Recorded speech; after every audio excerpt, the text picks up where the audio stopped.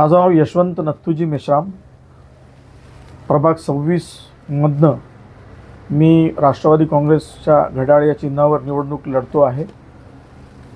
आणि मी माझं शिक्षण LLB पर्यंत झालेलं आहे. मी नियमित वकिली करतो आणि काही ना काही अंशी निश्चित सेवा करतो. असं आहे की मी काँग्रेस पक्षाला तिकीट मागितली होती. प्रभाग 26मध्ये माझं खूप काम होतं आणि शेवटच्या क्षणापर्यंत मला अपेक्षा होती की काँग्रेस पक्ष मला तिकीट देईल. पण दुर्दैवानं ती तिकीट विकल्या गेली आणि एका गुंड प्रवृत्तीच्या कार्यकर्त्याला ती तिकीट दिल्या गेली. त्यामुळे जनतेचा माझ्या पाठीशी खूप मोठा आग्रह होता. आज काँग्रेस कॅडर सगळं जो माझ्या पाठीशी आहे आणि त्यांचाही आग्रह होता की भाऊ तुम्ही लढलेच पाहिजे. म्हणून मला मग राष्ट्रवादीच्या घड्याळ चिन्हावर लढण्यासाठी माझ्या जनतेनं म्हणजे आमच्या लोकांनी मला प्रवृत्त केलं आणि मी लढायला लागलो. काय उद्देश घेऊन तुम्ही आता असं आहे की गेल्या 2 रेजिम माझी जी नगरसेवकी जुनी आणि नंतरच्या जे काही नगरसेवक, आज माझी लढाई जी आहे म्हणजे असं म्हणतात की एक माझं ब्रीदवाक्य आहे की भ्रष्टाचाराची फॉर्च्युनर विरुद्ध ॲक्टिवा म्हणजे प्रशासनाची ॲक्टिवा, अशा पद्धतीची माझी लढाई आहे. कारण हे सगळं आताचे जे नगरसेवक आहेत हे सगळे इतके मोठे झाले की त्यांनी जनतेकडं पूर्णतः दुर्लक्ष केलं. नगरसेवकाची व्याख्या अशी आहे की सामान्य माणसाला रोज भेटणारा माणूस हा नगरसेवक असतो. मी गेल्या 5 वर्षामध्ये जे पाहिलं, ऑब्झर्व केलं, अनुभवलं ते इतकं भयानक होतं की घरात राहूनही लोक बाहेर आहे असं सांगायचे. काही मुंबईलाच राहायचे, मॅक्झिमम नागपुरात कोणी राहतच नव्हतं. आणि ज्या लोकांनी त्या नगरसेवकांना, तत्कालीन नगरसेवकांना मतं दिली ते तर मुळीच त्यांचे राहिलेच नाही आणि त्यांना सरळ म्हणायला लागले की तुम्ही आम्हाला मदत केली नाही, तुम्ही आम्हाला मत दिलं नाही, म्हणून तुम्ही आता आमच्याकडे येऊच नका, असेही डायरेक्ट म्हणायला लागले. ही जी घमेंडाची भाषा होती ना, ती घमेंडाची भाषा अतिशय लोकांना नडली आणि त्यामुळं सामान्य माणसं आज पूर्णतः भक्कमपणे माझ्या पाठीशी उभं राहिलेलं आहे. काँग्रेस पक्षाचे सगळे कार्यकर्ते तुमच्या पाठीशी आहेत, तर तुमची लढाई काँग्रेससोबत नसून आता भाजपसोबत आहे असं म्हणतात. असं आहे की खऱ्या अर्थानं मी काँग्रेस पक्षाची भूमिकाच मांडतो आणि काँग्रेस पक्षाचा कॅडरसोबत असल्यामुळे मीच निवडून येणार आहे. आज माझी जी लढाई आहे पूर्णपणे ती भाजप विरुद्ध राष्ट्रवादी अशी लढाई आहे.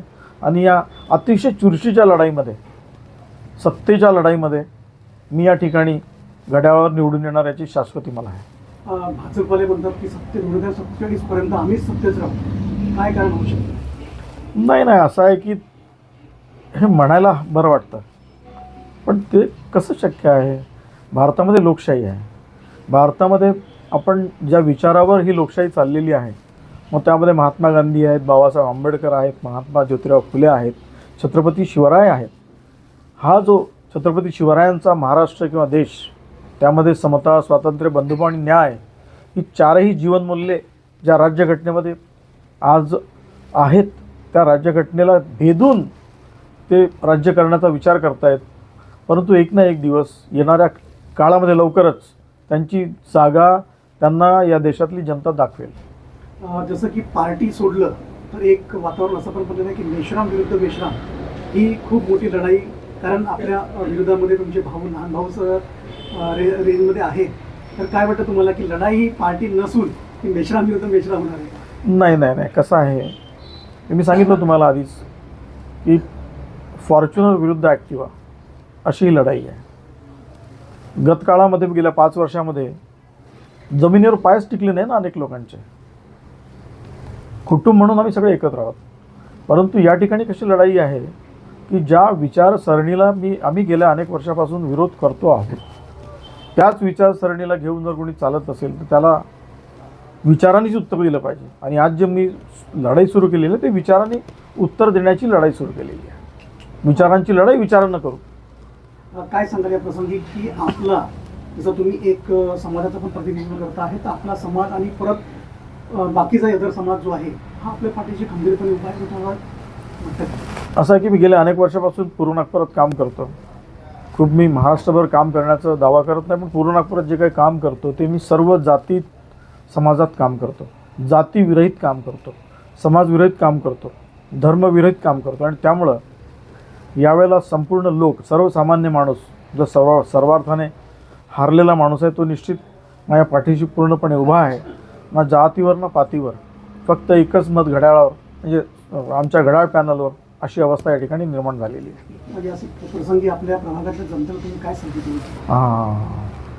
असं आहे की प्रभागातल्या जनतेनं गेल्या 5 वर्षाचा किंवा त्याच्या आधीच्या 5 वर्षाचा पूर्णपणे विचार करावा.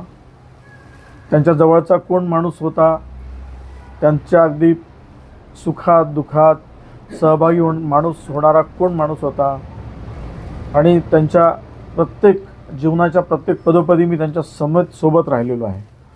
जसं अनेक ज्या काही घरामध्ये माझे कौटुंबिक संबंध आहेत, आणि हे सगळे कौटुंबिक संबंध आज या निवडणुकीमध्ये मला कामात येतील ही सगळ्यांना जाणीव आहे.